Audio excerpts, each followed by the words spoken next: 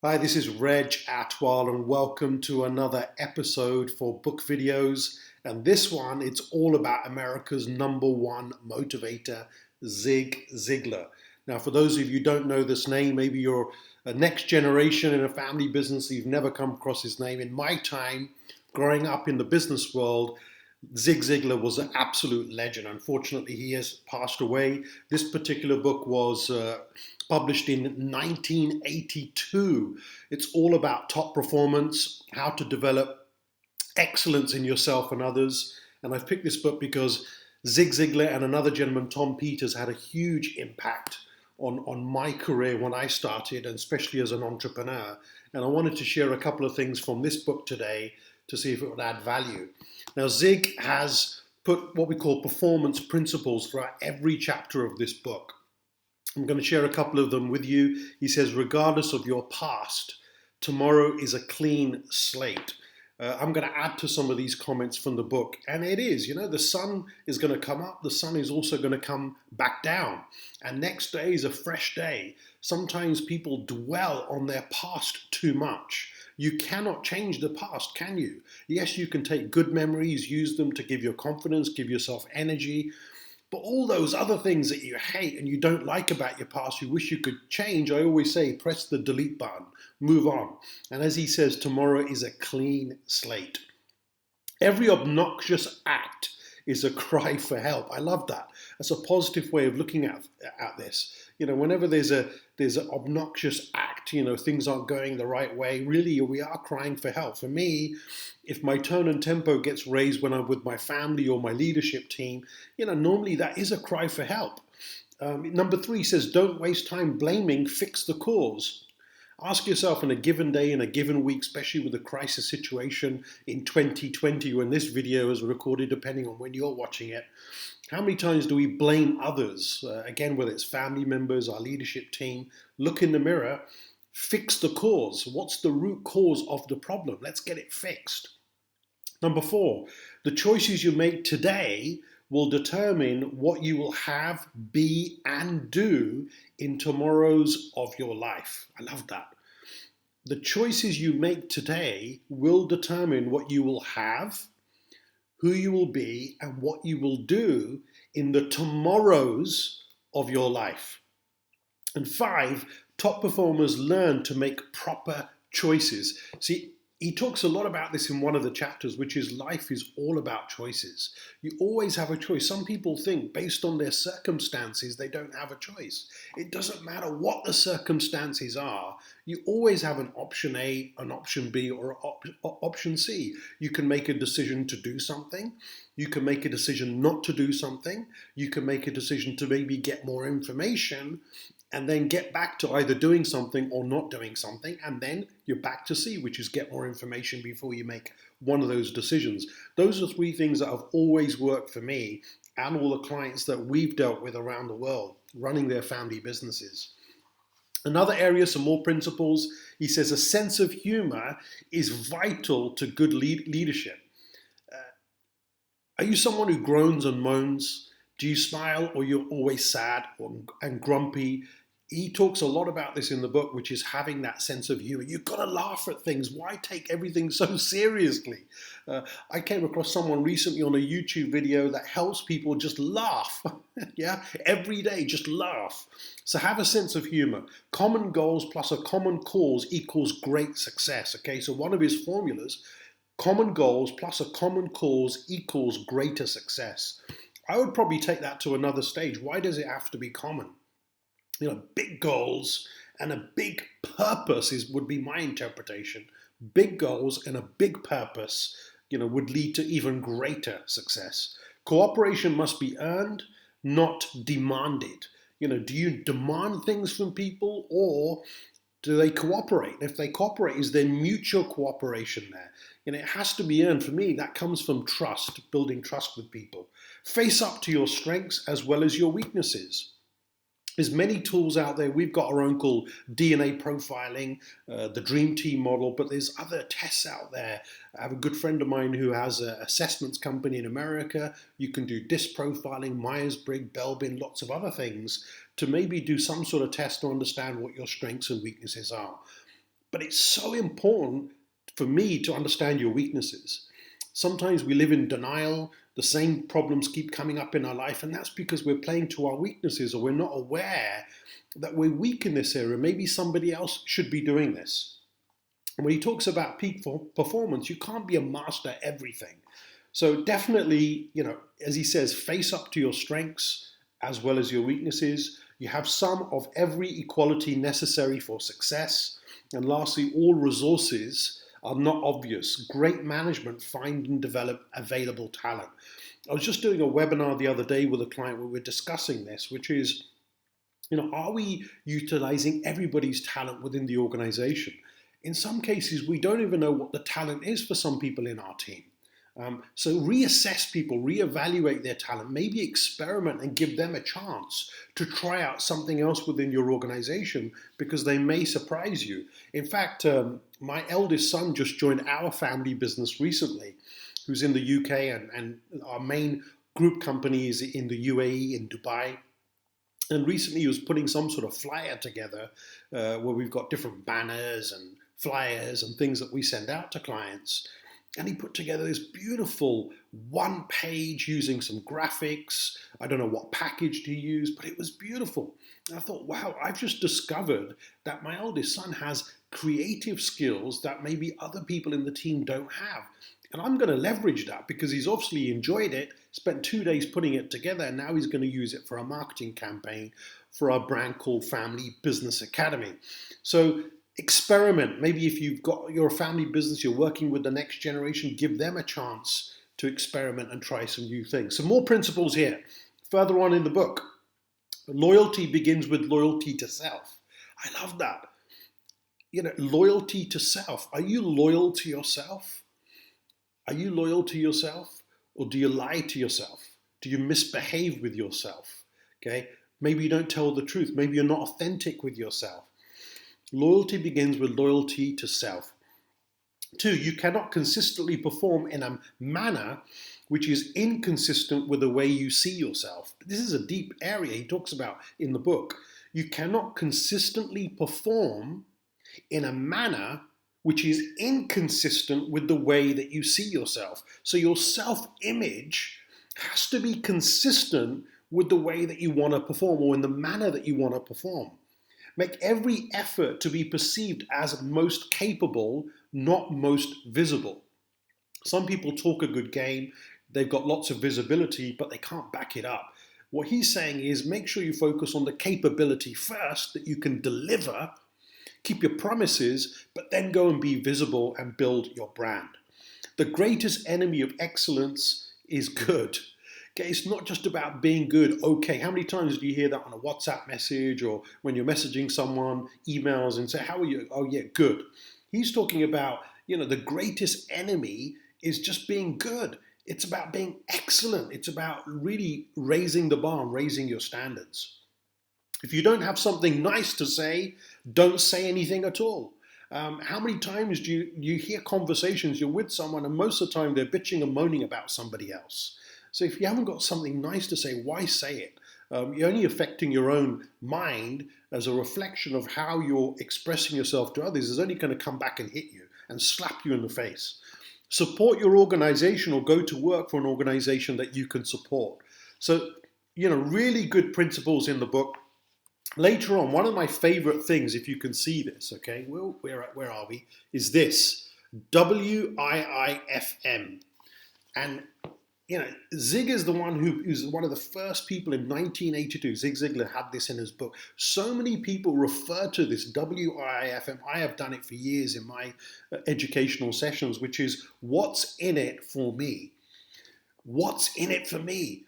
So whenever you're talking to someone, whether you're marketing, you're selling, you're on social media, you're trying to get your product or your service out there, you're trying to influence the board, you're trying to influence your leadership team, what's in it for me? WIIFM.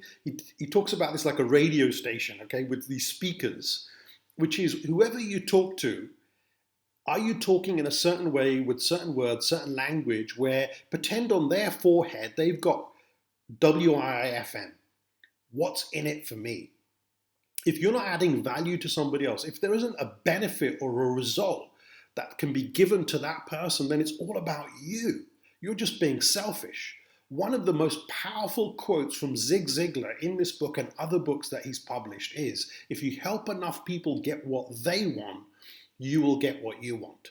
Now, there's some people who don't believe that. Let me know what you think. Put your comments below and tell me what you think. Do you think if you help enough people get what they want, you will get what you want? Or is it all about you? What do you think? So later on, he talks about different motivations, and I want to read some more of this out in the book. He talks about fear motivation. Motivation comes in three forms. The first is fear motivation. Fear motivation works for some people some of the time. In most cases, it's temporary, but there are occasions when it is effective. When the economy is extremely tight and there are more workers than jobs, many workers will consciously make a much greater effort to be extremely productive in an effort to ensure they keep their jobs.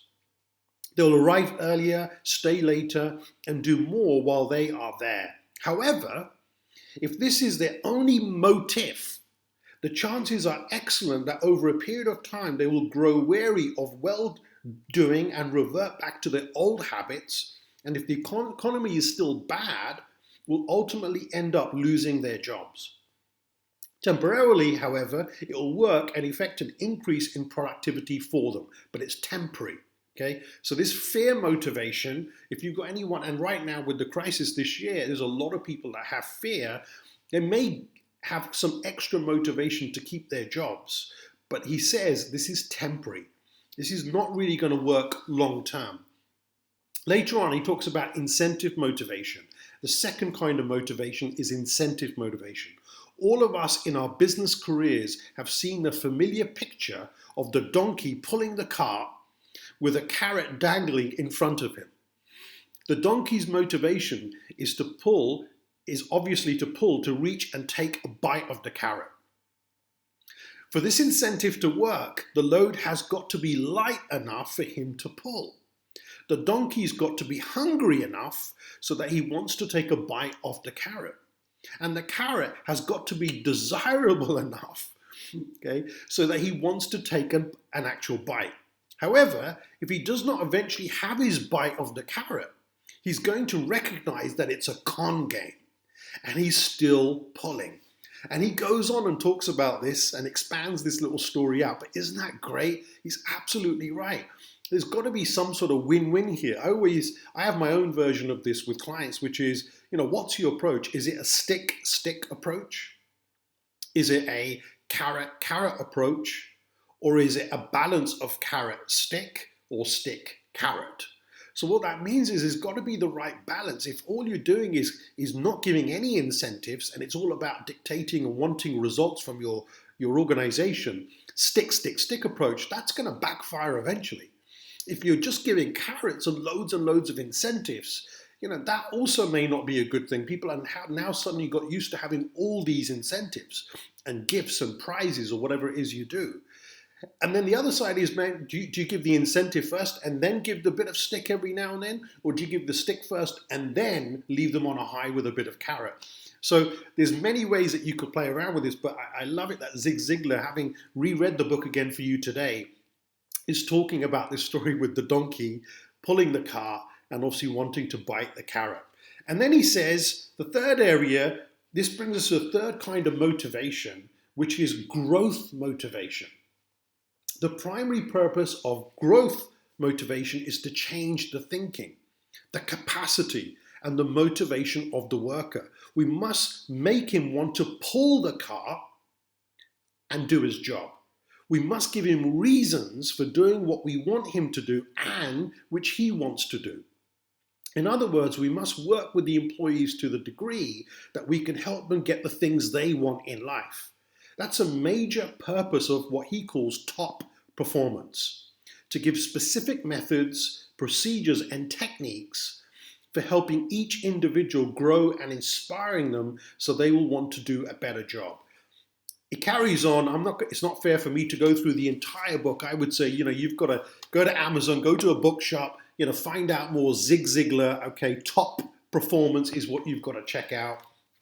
and read the entire book. You know, the entire book is almost 285 pages. Just every page is packed with wisdom and ideas. And I love reading old books. You know, there's a lot of people doing book reviews today with a lot of new books that are coming out.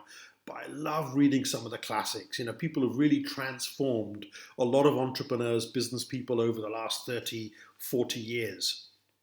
And at the end he says, I'm convinced that in the business world, when management and labor, employer and employee fully understand that they are on the same side and have the same objectives, if they will hold hands and work together, all will benefit, everyone will benefit. Then we are not only developing our maximum potential as individuals, but we're also achieving the maximum productivity in our company, which ensures the stability and growth of that company. That's the kind of thinking and motivation which will bring optimum results and permanent benefits for the entire workforce and management. And, you know, on that note, I would say that, you know, to go a stage further, I don't really believe in just motivation. I believe it's all about self-motivation. You need to help people develop their own reasons. Motive, self-motivation, we use that word motive, okay? It's about reason. If someone's got their own reason, their own goals of why they should do something, they're more likely to get out of bed every morning rather than you just pumping them with motivation all the time. The last bit I'm going to cover, and we've all seen hierarchy models, pyramid structures in companies. And what I really like about what he's done here, if I want to show you this, okay, you can have a quick look, you can even go back to the video and just pause that. And he's got an upside down pyramid. He calls this the team concept.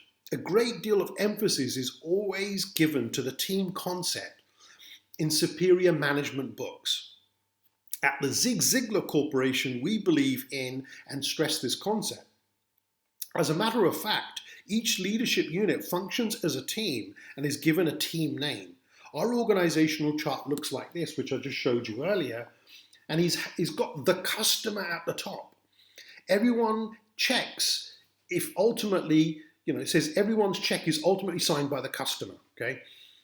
Once that customer signs the check and the money comes into to the company, you're feeding everyone in the organization. So he says everyone's check is ultimately signed by the customer. The customer allows us to stay in business, so he or she belongs at the top of our chart. So it's all about the customer at the top. The next level is the people building team. This is the name we give to our staff. The people building team works for the customer. Next level, the leadership team. This is the name we give our department heads and divisional leaders. Their responsibility is to give leadership and direction to the company, and they work for the people building team. Do you get this? The people building team don't work for the leadership team. The leadership team work for the people building team who work for the customer. Further down, okay, the pyramid, upside down, going down to the development team. This is the name we give our corporate officers. Their responsibility, in addition to leading their respective areas of the company, lies in long-range planning and development. They work for the leadership team. And finally, at the bottom of this pyramid, we've got Zig Ziglar. This is my name. My title is chairman of the board. My responsibility is to speak and write and give vision and direction to our organization. And I work for all of these people. I love it. It's a different way of thinking. It's a great refresh. Go and check out the book, okay? Go to Amazon, go to your local bookshop, get it, 1982, published, absolute classic. And on that note, subscribe if you haven't done so already. Leave your comments, hit the like button, and don't forget to come back and I'll share some more book videos next week. Bye for now.